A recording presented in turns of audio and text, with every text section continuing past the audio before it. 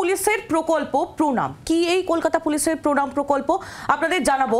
2009 সালে এই প্রকল্প শুরু হয়, আপনাদের সামনে তুলে ধরবো। 2009 সালে এই বিশেষ প্রকল্প চালু করেছিল কলকাতা পুলিশ, যে প্রকল্পের নাম প্রণাম। কি রয়েছে এই প্রণাম প্রকল্পের মধ্যে? নিঃসন্তান বা যাদের সন্তান বাইরে থাকেন, অবিবাহিত বা একাবি প্রবীণ নাগরিক, তাদের সাহায্য করতেই কলকাতা পুলিশের এই বিশেষ প্রকল্প প্রণাম।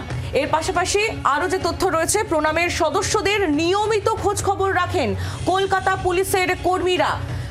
প্রণাম উৎসবের দিনগুলিতেও পুলিশের তরফে বিশেষ উদ্যোগের নেওয়া হয় এবং বিশেষ ব্যবস্থা নেওয়া হয়।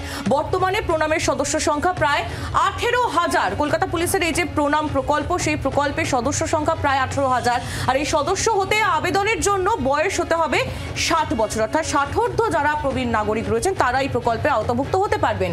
আবেদন জমার 7 দিনের মধ্যেই ডেপুটি কমিশনারের অফিসে রিপোর্ট পাঠাতে হবে থানাগুলিকে। এমনই ব্যবস্থাপনা রয়েছে কলকাতা পুলিশের এই বিশেষ প্রকল্প প্রণামে। এবং আহিলি, একটা বিষয় স্পষ্ট যে এই যে একাকী বৃদ্ধা নিঃসঙ্গ ছিলেন, যার বাড়িতে দুষ্কৃতী হামলা হয়েছে, তিনি প্রণামে নথিভুক্ত করেননি তার নাম, যেমনটা অয়ন জানাচ্ছিল। অর্থাৎ এই প্রণাম প্রকল্পের বাইরেও এরকম হয়তো অনেক নিঃসঙ্গ একাকী বৃদ্ধ বা বৃদ্ধা রয়েছেন। আজকের ঘটনার পর আমরা কথা বলেছিলাম প্রাক্তন পুলিশ কর্তা সত্যজিৎ বন্দ্যোপাধ্যায়ের সঙ্গে। তিনি কি বলছেন শোনাবো আপনাদের। নিরাপত্তা দিতে হবে, কারণ একাকী বৃদ্ধা তো ভারতবর্ষের সুনাগরিক, আমাদের পশ্চিমবঙ্গের নাগরিক, সহনাগরিক।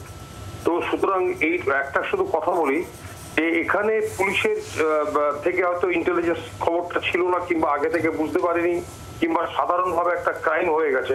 প্রণামের সদস্য হন কলকাতা পুলিশ, প্রণাম আছে একটা আমাদের কলকাতা পুলিশের অর্গানাইজেশন। একজন প্রত্যেকটা থানায় ইয়ারমার্ক অফিসার আছে, সাব ইন্সপেক্টর।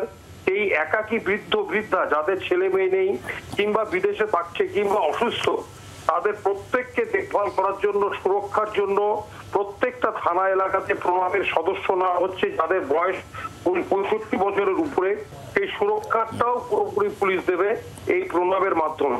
ঘটনাটা নিঃসন্দেহে খারাপ। পুলিশের প্রথম এবং প্রধান কাজ হচ্ছে নাগরিক সুরক্ষা দেওয়া।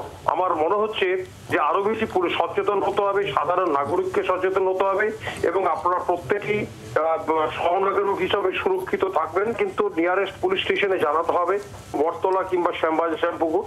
তো আমার মনে হচ্ছে যে এটা ডিটেকশন হয়ে যাবে। প্রিভেনশন হয়তো করা যায়নি, কিন্তু এই কেসটা কিন্তু ডিটেকশন হয়ে যাবে, কারণ ওখানটায় কিন্তু প্রচুর সিসিটিভি রয়েছে। বাংলার আওয়াজ, বাঙালির আবেগ, জি 24 ঘন্টা।